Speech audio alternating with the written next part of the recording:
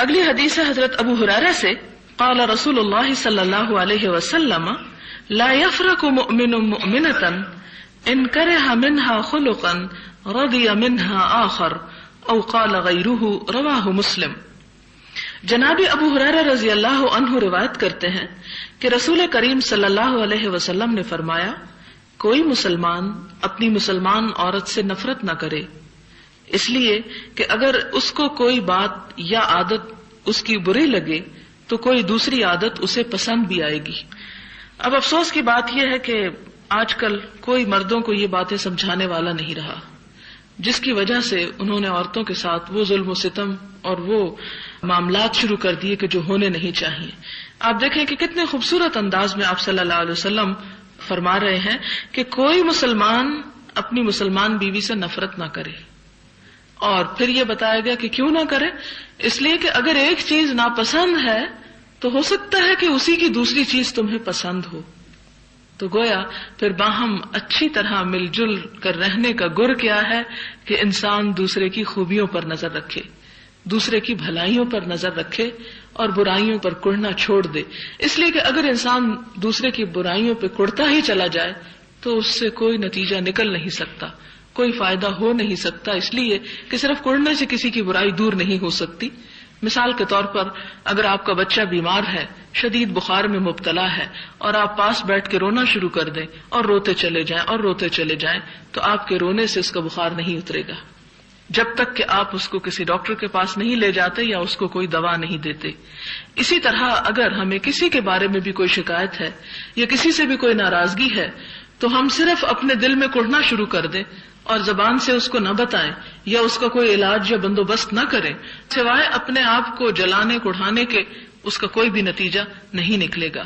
لہٰذا انسان کو یہ چاہیے کہ جہاں پر کسی چیز میں خرابی نظر آئے، تو جیسے کہ ہمیں ایک اور حدیث میں حکم دیا گیا کہ من رآ منکم منکرا فلیغیرہ بیدہ، اگر کہیں تم کوئی برائی دیکھو تو کیا کرو، اپنے ہاتھ سے اسے دور کر دو، اس سبب کو ہٹا دو۔ فإن لم یستطع، اگر تم ایسا نہیں کر سکتے، فبلسانہ، تو اپنی زبان سے تو بولو، زبان سے تو اس کو ہٹاؤ، پھر اگر نہیں تو پھر دل میں برا سمجھو، اور یہ ایمان کا کمزور ترین درجہ ہے۔ اسی طرح انسانی معاملات میں جو چیزیں معاملات کو بگاڑنے والی ہوں، جو خرابی پیدا کرنے والی ہوں، ان پر سب سے پہلے صرف کڑنا نہیں چاہیے بلکہ ہاتھ اور زبان سے اس خرابی کو دور کرنے کی کوشش کرنی چاہیے۔ اور یہاں پر بھی یہ بہترین نفسیاتی اصول دیا گیا کہ اگر انسان دوسروں کے ساتھ عمدہ سلوک کا متمنی ہے تو اس کے لیے ضروری ہے کہ وہ دوسرے کی خوبیوں پر نظر ڈالے، اس لیے کہ دنیا میں کوئی انسان بھی ایسا نہیں کہ جو 100% کامل ہو، مکمل ہو، اس میں کوئی خرابی نہ ہو۔ ہر انسان کے اندر چھوٹی موٹی کوئی نہ کوئی کمی بیشی پائی جاتی ہے۔ اگر انسان اس کی وجہ تلاش کر کے اس کے ساتھ گزارا کرنا سیکھ لے تو گزارا بہترین ہو سکتا ہے، لیکن اگر انسان خیر کا ایک بڑا پہلو اگنور کر کے صرف چھوٹی چھوٹی باتوں کو بہت بڑا ایشو بنا لے تو وہ انسان کے اپنے لیے نقصان دہ ہے۔ اب عام طور پر آپ دیکھیں کہ جن گھروں میں طلاقیں واقع ہو جاتی ہیں، اگر آپ کو بھی سروے کریں یا آپ انالیسس کریں تو آپ دیکھیں گے بالکل معمولی اور چھوٹی چھوٹی باتیں ہوتی ہیں جن کے بارے میں صبر و تحمل سے کام نہیں لیا جاتا، جذباتی معاملات کیے جاتے ہیں، اور وہ پھر معاملات بڑھتے بڑھتے ایسی حد کو پہنچ جاتے ہیں کہ جس میں انسان کے اپنے ہی لیے نقصان ہے۔ اب دیکھیں کہ جیسے نبی صلی اللہ علیہ وسلم فرمایا کہ اگر تم اس کو اس حالت میں فائدہ اٹھا سکتے ہو تو اٹھا لو، اسی طرح ہی اٹھاؤ گے، اگر تم سیدھا کرنے کی کوشش کرو گے تو توڑ دو گے اور اس کا نتیجہ کچھ نہیں نکلے گا۔ اگر انسان ایسے حالات میں، جبکہ حالات بہت ہی بگڑ چکے ہوں، پھر بھی اگر انسان نقصان کو برابر کر کے دیکھے کہ ایک وہ تکلیف ہے جو اس شوہر یا بیوی کے ساتھ رہنے پر ہے کہ کوئی چھوٹی سی چیز، کوئی چھوٹی عادت یا گفتگو یا کوئی رویہ ناپسند ہے، اور دوسری وہ تکلیف ہے جو اس گھر سے نکلنے کے بعد یا اس بیوی کو گھر سے نکال دینے کے بعد، یعنی مرد اور عورت دونوں سوچیں، نکال دینے کے بعد ہے۔ اگر انسان ان دونوں کا جائزہ لے تو وہ تکلیف کہیں بڑی ہے جو اس کے بعد ہے۔ تو اس لیے اگر انسان تھوڑا پازیٹیولی سوچ لے تو عورت کی برائی یا شوہر کی کوئی عادت جو ناگوار ہے اس پر کنٹرول کیا جا سکتا ہے۔ پچھلے دنوں میں ایک اخبار میں پڑھ رہی تھی کہ کسی شخص نے اپنی پسند کی شادی کی اور شادی کے کچھ ہی دن کے بعد اپنی جو بیوی تھی جسے بڑے ارمانوں سے اور بڑی محبت سے وہ بیاہ کے لایا تھا، اس کے نیند میں خراٹے لینے کی عادت کی وجہ سے اس کے ناک کے اندر روئی ڈال دی اور وہ اسی طرح اس کی ڈیتھ ہو گئی. تو ظاہر ہے کہ ایک بڑی تکلیف دہ صورتحال ہے. کچھ لوگ جو ہیں وہ نہیں سو سکتے خراٹوں کی وجہ سے، ایک شدید قسم کی ڈسٹربنس ہو سکتی، خصوصاً جن لوگوں کی نیند کم ہو. لیکن آپ دیکھیں کہ انسان اپنی خوشیوں کی خاطر اگر تھوڑی سی کسی کی تکلیف برداشت نہیں کر سکتا، اگر پھول چاہیے تو اس کے ساتھ کانٹا اوائڈ کرنا چاہتا تو یہ ہو نہیں سکتا. اگر چھوٹی چھوٹی تکلیفیں اور چھوٹی چھوٹی باتیں انسان ان کو بہت بڑا ایشو بنا لے تو زندگی گزارنا مشکل ہو جائے. لہذا سسرال ہو یا شوہر بیوی کا معاملہ ہو یا کہیں پر انسان جہاں کام کرتا ہو وہاں اپنے ساتھ رہنے والوں کے اور ساتھ کام کرنے والوں کے معاملات ہوں، تو ان تمام معاملات کی خوشحالی کا اور تعلقات کی بہتری کا انحصار اس بات پر ہے کہ انسان کتنا ضبط کرنا جانتا ہے. اور ضبط وہی انسان کر سکتا ہے جو تکبر میں مبتلا نہ ہو اور جو اپنے آپ کو بڑی چیز نہ سمجھتا ہو اور جو یہ سمجھتا ہو کہ مجھ سے بھی تو غلطی ہوتی ہے، کیا ہوا اگر دوسرے سے غلطی ہو گئی، کیا میں نہیں چاہتا کہ مجھے معاف کر دیا جائے؟ اگر میں اپنے بارے میں یہ سمجھتا ہوں اور اس بات کی تمنا رکھتا ہوں مجھ سے درگزر کیا جائے تو پھر میرے اندر بھی یہ بات ہونی چاہیے کہ میں دوسروں کی غلطیوں اور کمزوریوں کو درگزر کروں اور انہیں بہت زیادہ امپورٹنس نہ دوں، اس لیے کہ اس دنیا میں صرف خوشیاں ہیں نہیں، ہر پھول کے ساتھ کانٹا ہے اور ہر اچھی چیز کے ساتھ جس کا ڈارک پہلو بھی ہے. اگر دن کی روشنی ہے تو رات کا اندھیرا بھی ہے، اور اگر اچھے حالات ہیں تو زندگی میں تلخیاں اور گرمیاں بھی ہیں. لہذا انسان اچھائی کی امید رکھے اور دوسرے پہلو کو زیادہ سے زیادہ نظر انداز کرتا چلا جائے، یہی زندہ رہنے کا گر ہے. اور اگر انسان اس پہلو کو اپنے اوپر غالب کر لیتا ہے جو تکلیف کا ہے تو وہ شخص کہیں بھی دنیا میں چین نہیں پا سکتا. پھر اسی طرح اگلی حدیث ہے کہ جناب عمرو بن احوص جشمی رضی اللہ عنہ راوی ہیں کہ میں نے رسول اللہ صلی اللہ علیہ وسلم کے حجۃ الوداع کے موقع پر اللہ تعالی کی حمد و ثنا اور نصائح اور واعظ کے بعد یہ فرماتے ہوئے سنا، خبردار عورتوں کے ساتھ بھلائی کا انداز اختیار رکھو، اس لیے کہ وہ تمہارے پاس قیدی ہیں اور تم ان سے سوائے اپنے خاص حق کے کسی اور چیز کے مالک نہیں ہو. تمہیں جس چیز کا نکاح کے بعد اختیار دیا گیا ہے وہ صرف ان کی ذات ہے، باقی جو ان کی اپنی چیزیں ہیں یا ان کے اپنے بھی شوق ہیں یا اپنی بھی خواہشات ہیں تو ان سب پر تمہیں مالک نہیں اور مختار نہیں بنایا گیا. ہاں اگر وہ خلاف عصمت و آبرو کوئی حرکت کریں یعنی بے حیائی کا کوئی کام کریں تو بطور سزا یہ کر سکتے ہو کہ اپنے بستر سے انہیں دور رکھو اور ہلکی مار بھی مار سکتے ہو مگر ضرب شدید نہیں. پھر وہ تمہاری بات مان لیں تو اور کوئی تکلیف نہ دو. یہ سورۃ النساء کی اس آیت کی تفسیر بھی ہے کہ جس میں یہ آتا ہے کہ فَإِذُوهُنَّ فَاهْجُرُوهُنَّ فِي الْمَضَاجِعِ وَاضْرِبُوهُنَّ کہ اگر تمہیں ان کے نشوز کا ڈر ہو تو نشوز سے مراد پھر کیا ہوا؟ یہ حدیث اس کی وضاحت کرتی ہے کہ بے حیائی کا ارتکاب، کہ اپنے شوہر کے خاص حق میں کسی دوسرے مرد کو شریک کرے. تو ایسی صورت میں مرد کو کیا حکم دیا گیا کہ پہلے تو سمجھائے، نہ سمجھے تو پھر اس سے قطع تعلق ہی کرے، اس پر بھی نہ سمجھے تو پھر تیسرے درجے پہ مار سکتا ہے، لیکن کیسی مار؟ ضرب شدید نہیں. کہ اس کی بھی دو باتیں بتا دی گئی کہ ایسا نہ ہو کہ جس سے جسم کے اوپر کوئی نشان رہ جائے اور ایسا بھی نہ ہو کہ جو چہرے کے اوپر ہو. تو پھر حضرت ابن عباس سے کسی نے پوچھا پھر وہ کیا ہو؟ تو آپ نے کہا جیسے مسواک جیسی چیز سے مارنا. واضح رہے کہ تم کو اگر بیویوں پر کچھ حق ہے تو بیوی کو بھی تم پر حق حاصل ہے. یہ اللہ تعالیٰ نے عورت کے حق کی حفاظت کی اور فرمایا کہ اگر تمہیں حق ہے بیوی پر تو بیوی کا بھی تم پر حق ہے. بیوی پر تمہارا تو حق یہ ہے کہ وہ ان سے ربط و ضبط اور بے تکلفی کا تعلق نہ رکھے جن کو تم ناپسند کرتے ہو. یہ ہے شوہر کا حق بیوی کے اوپر کہ بیوی ان کے ساتھ ایسا تعلق نہ رکھے یعنی دوسرے مردوں کے ساتھ بے تکلفی کا یا ایسا تعلق کہ جسے شوہر ناپسند کرتا ہو، جس سے وہ غیرت کھاتا ہو یا جس سے وہ ناگوار سمجھتا ہو، یعنی تمہارے بستر تک ان کو رسائی نہ دیں. یا تمہارے گھر میں تمہارے ناپسندیدہ فرد کو داخل نہ ہونے دیں، یعنی شوہر حاضر ہو یا غائب ہو کسی حال میں بھی، کیونکہ اس سے تعلقات جو ہیں ان کے اندر بگاڑ آتا ہے۔ اور ان کا تم پر کیا حق ہے؟ یہ حق ہے کہ ان کے کھانے کپڑے کے انتظام کے ساتھ ان سے حسن سلوک برتو، یعنی مرد کی ذمہ داری کیا ہے کہ بیوی کو کھانا کپڑا دے اور اس سے اچھا برتاؤ کرے، بہترین اخلاق سے پیش آئے، کیونکہ جب مرد بد اخلاقی کرتا ہے تو عورت تو ہے ہی جذباتی، اور جذبات میں اور زیادہ بولے گی اور اس سے معاملات بگڑ سکتے ہیں۔ لہٰذا پہلے نمبر پر مرد کو حکم دیا گیا کہ وہ صبر و ضبط سے کام لے۔ اور بیوی کا کیا حق رکھا گیا شوہر کے اوپر کہ وہ کسی ایسے شخص کو اپنے گھر میں نہ آنے دے کہ جس کا آنا شوہر کو ناگوار ہو۔ اگلی حدیث ہے حضرت معاویہ بن حیدہ سے رضی اللہ عنہ راوی ہیں کہ میں نے رسول اللہ صلی اللہ علیہ وسلم سے عرض کیا کہ یا رسول اللہ، ہماری بیویوں کا ہم پر کیا حق ہے؟ آپ صلی اللہ علیہ وسلم نے فرمایا، جب اور جو تو کھائے اسے بھی کھلا۔ یہ نہیں کہ شوہر بہترین چیز کھائے اور عورت بچا کچا کھائے، جیسے ہمارے معاشرے میں ہوتا ہے کہ پہلے شوہر کھا لے، بچے کھا لے، نوکر کھا لے، سب کھا لے، اور پھر عورت جو ہے وہ بچا کچا برتنوں میں سے سمیٹ کے کھائے۔ تو یہ نہیں، بلکہ شوہر کو بھی جس طرح جس برتن اور جس قسم کے کھانے کا حق ہے، عورت کو بھی وہی کھانا کھانا چاہیے۔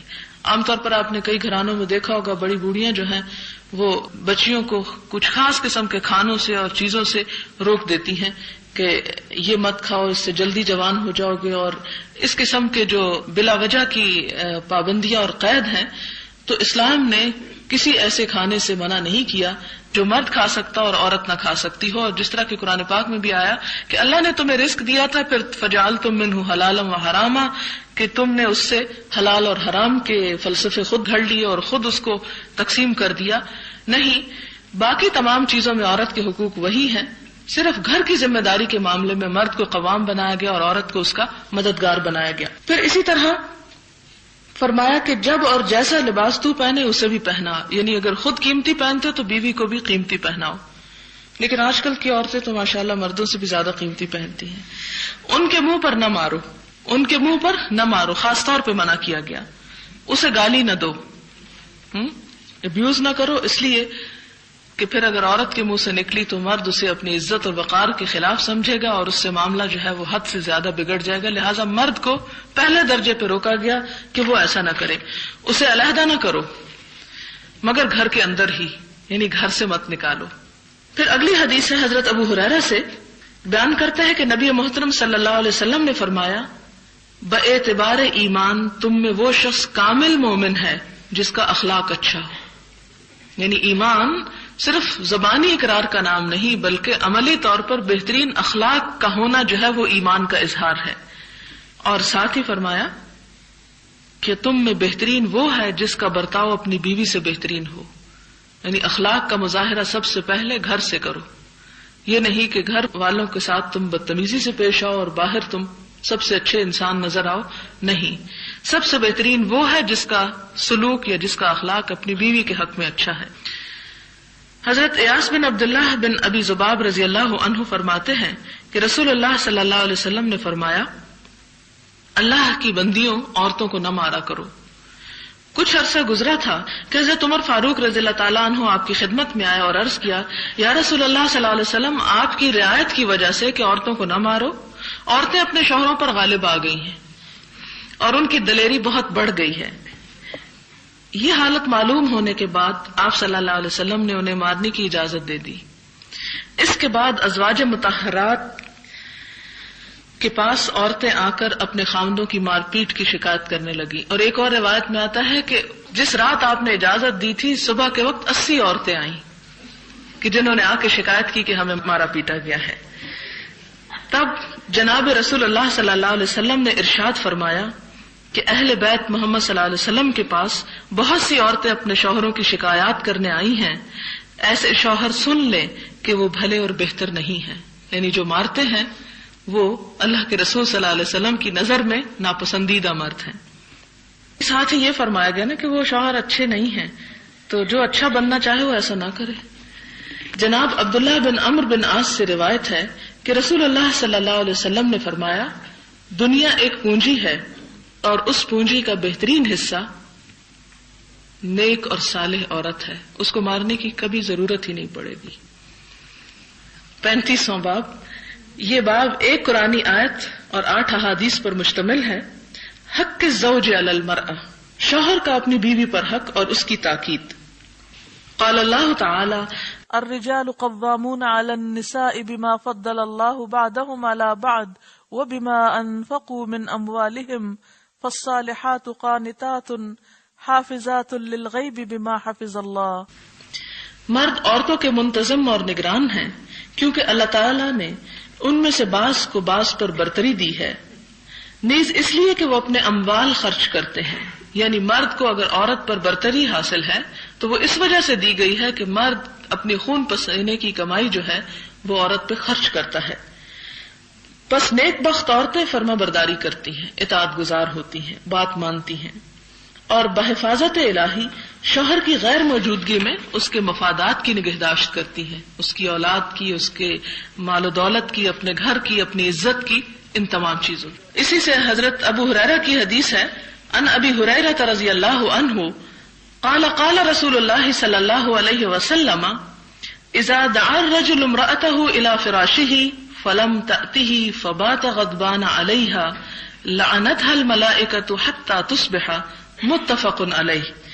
جناب ابو ہریرہ رضی اللہ عنہ راوی ہیں کہ رسول اللہ صلی اللہ علیہ وسلم نے فرمایا کہ جب شوہر بیوی کو فعل زوجیت کے لیے بلائے اور بیوی نہ آئے اور میاں اس وجہ سے وہ رات غصے میں گزارے تو صبح تک فرشتے ایسی عورت پر لعنت ملامت کرتے رہتے ہیں۔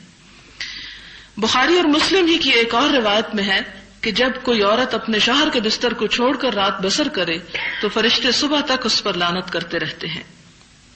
ایک اور روایت میں یوں ہے کہ رسول اللہ صلی اللہ علیہ وسلم نے فرمایا، قسم اس ذات کی جس کے قبضے میں میری جان ہے کہ کوئی شوہر اپنی بیوی کو اپنے بستر پر بلائے اور عورت انکار کر دے تو آسمان والے اس وقت تک اس سے ناراض رہتے ہیں جب تک اس کا شوہر اس سے راضی نہ ہو۔ جناب ابی ہریرہ سے روایت ہے کہ رسول اللہ صلی اللہ علیہ وسلم نے فرمایا، کسی عورت کے لیے یہ جائز نہیں کہ وہ شوہر کی موجودگی میں اس کی اجازت کے بغیر نفلی روزے رکھے، اور نہ یہ جائز ہے کہ شوہر کی اجازت کے بغیر اس کے گھر میں کسی کو آنے کی اجازت دے۔ اگرچہ یہ باتیں بہت ناگوار بھی گزرے تو یہ جان لیں کہ یہ سب بخاری مسلم کی متفق علیہ روایات ہیں، صحیح احادیث ہیں۔ اگر ایمان ہے تو اللہ کے رسول صلی اللہ علیہ وسلم کی بات کو مان لیں، اور اگر آپ صلی اللہ علیہ وسلم ہی سے کوئی نسبت نہیں تو پھر ظاہر آپ کی بات بھی اچھی نہیں لگے گی۔ جناب عبداللہ بن عمر فاروق رضی اللہ عنہما بیان کرتے ہیں کہ نبی صلی اللہ علیہ وسلم نے فرمایا کہ تم میں سے ہر شخص نگران اور ذمہ دار ہے، اور ہر نگران سے اپنے زیر دست کے بارے میں باز پرس ہوگی۔ حاکم بھی ذمہ دار ہے، مرد بھی اپنے اہل خانہ کا ذمہ دار ہے، اور عورت بھی اپنے شوہر کے گھر اور اس کی اولاد کی نگہبان اور ذمہ دار ہے۔ غرض کہ تم میں سے ہر شخص نگران اور ذمہ دار ہے، اور ہر ذمہ دار سے اپنے زیر دست کے بارے میں باز پرس ہوگی، یعنی ان کی رعایا کے بارے میں پوچھا جائے گا۔ اگلی حدیث جناب ابو علی طلق بن علی سے روایت ہے کہ رسول اللہ صلی اللہ علیہ وسلم نے فرمایا، جب بھی کوئی مرد اپنی بیوی کو تکمیل خواہش کے لیے بلائے تو اسے فوراً آنا چاہیے، خواہ وہ تندور پر روٹی ہی کیوں نہ پکا رہی ہو۔ یہ ترمذی اور نسائی کی روایت ہے، اگرچہ بخاری اور مسلم کی نہیں لیکن ترمذی اور نسائی کی ہے۔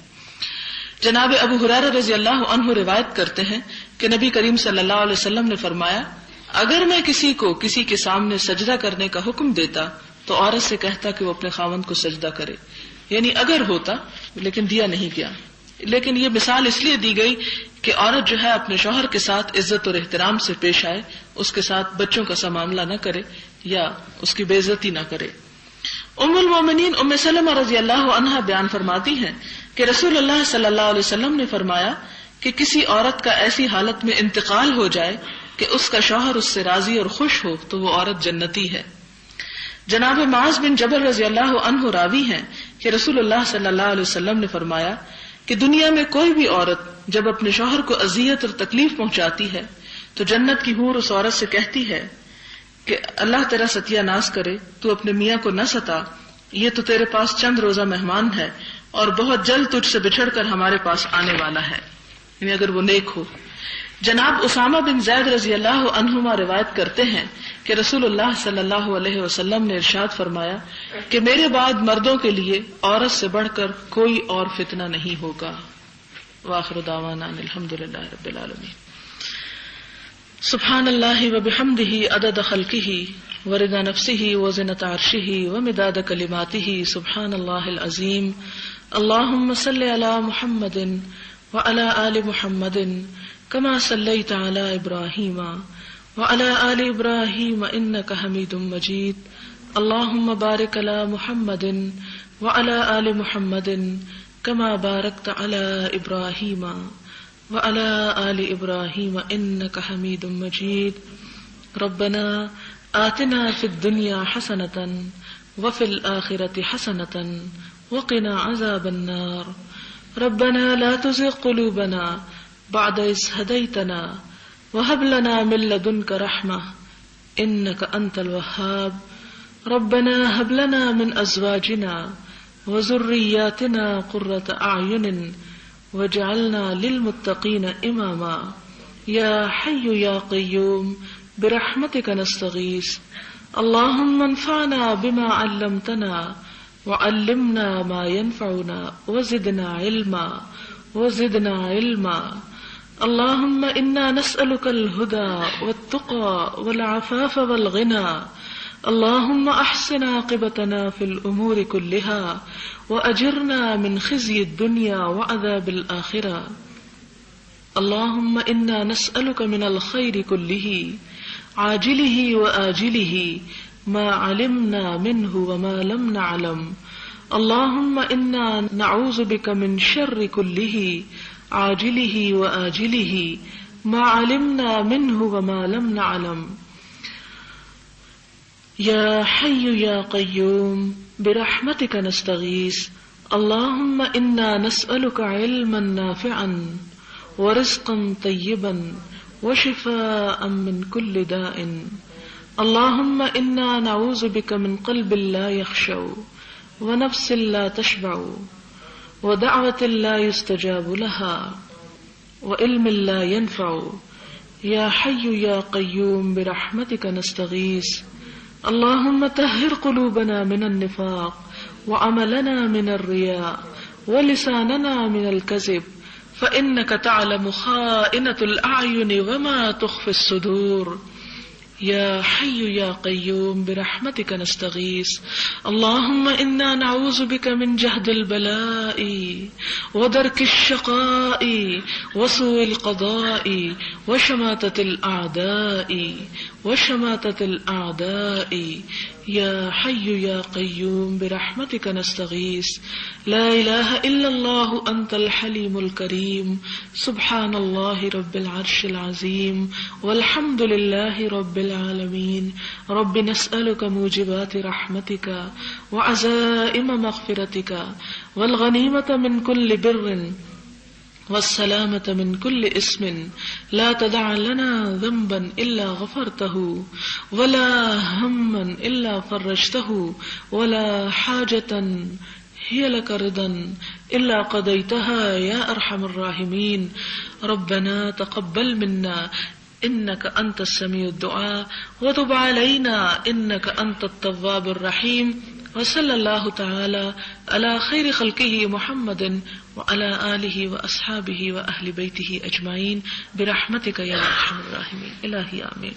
سبحانك اللهم وبحمدك نشهد أن لا إله إلا أنت نستغفرك ونتوب إليك. والسلام عليكم ورحمة الله وبركاته.